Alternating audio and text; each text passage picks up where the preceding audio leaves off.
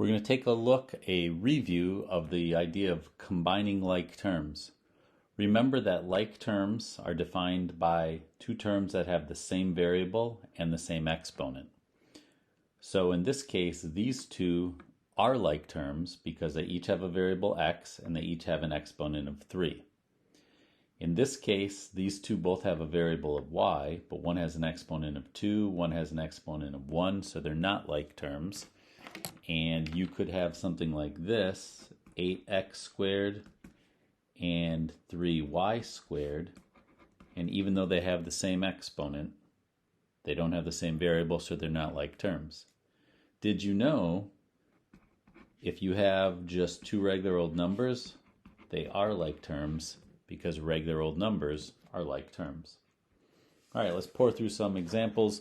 You've seen me do this before probably, but if you haven't, where have you been? When I look at this and I want to simplify, I say, hey, this has a variable of x, this has a variable of x. They both have an exponent of 1, so now I combine them. That's really a positive 3. So a positive 3 and a negative 7 combine to be a negative 4. I recopy the variable. The 8 didn't have anything to pair up with, so I just recopy it. In number 2, I have a y to the second and a y to the second. So I mark these as like terms. The 6y doesn't have anything to combine with, so we'll get to that in a moment. A negative 3 and a positive 10 give you a positive 7. Recopy the variable. Since that 6y didn't have anything to combine with, there you go.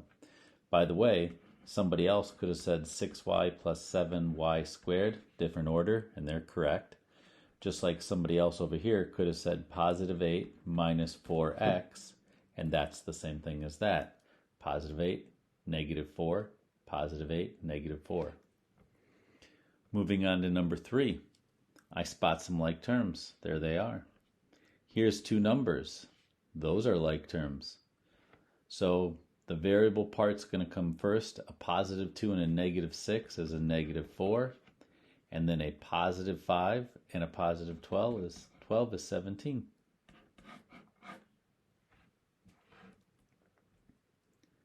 Number 4. Remember there's a 1 there if you feel like putting it. And these two are like terms. A positive 3w squared and a negative 1w squared gives me 2w squared. And plus 4 because the plus 4 didn't have anything to pair up with. Got two more. Anytime you have distribution, you should consider going ahead and doing that. So I'm going to now write it right beneath 6x minus 30 plus 13x. Well, this is a like term with that. They go together to give me 19x. The minus 3 didn't have anything to pair up with, so I recopy. Final problem, I distribute in. A 4x times a 1x gives me a 4x to the second.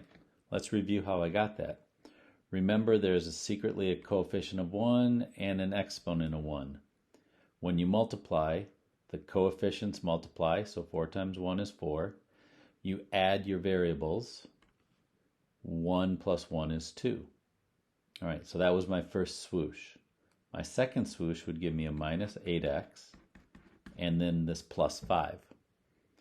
When I look at this, there are no like terms. There's nothing to put together, and that happens sometimes. So if nothing's going to combine, I just recopy, and I've got my answer.